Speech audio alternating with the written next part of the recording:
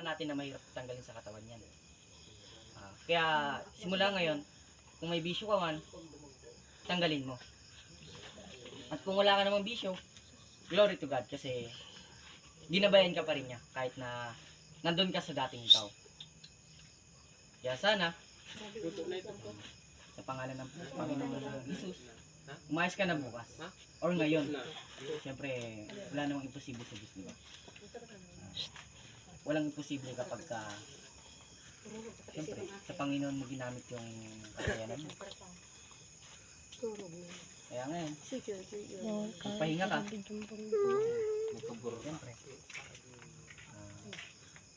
Kung kaya kong magbigay ng Bible sa inyo yan, bibigyan kita. Nang sige, may share mo rin kung ano yung kung ano yung na-share ni Lord sa'yo.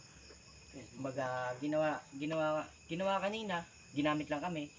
Kumbaga, naging instrument lang kami para, siyempre, mapalapit ka sa Diyos. Diba? Ganun babalik sa dating ikaw. Maging bago ka na. Sana araw-araw may bago kang matutunan salita ng ating Panginoon. At dito naman ay hindi mahalagang yung sekta o kung ano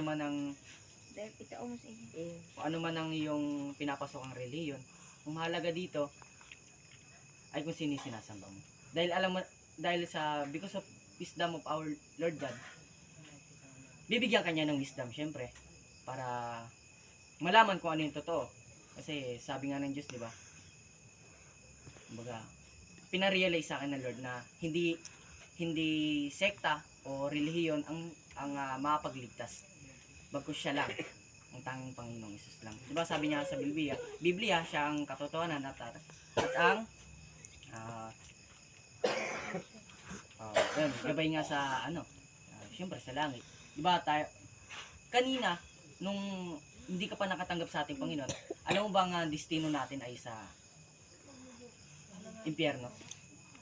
Pero nung tinanggap mo yung Panginoon natin, alam mo saan ka na nakadestino? Sa langit. Hindi ka magbaba. Kaya, matutungka ka. Ikaw, patuloy ka.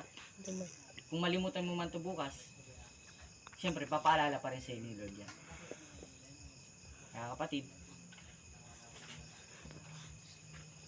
maraming salamat sa Panginoon dahil nabago ka na, hindi na ikaw yung dating ikaw. Amen. Pahinga ka na.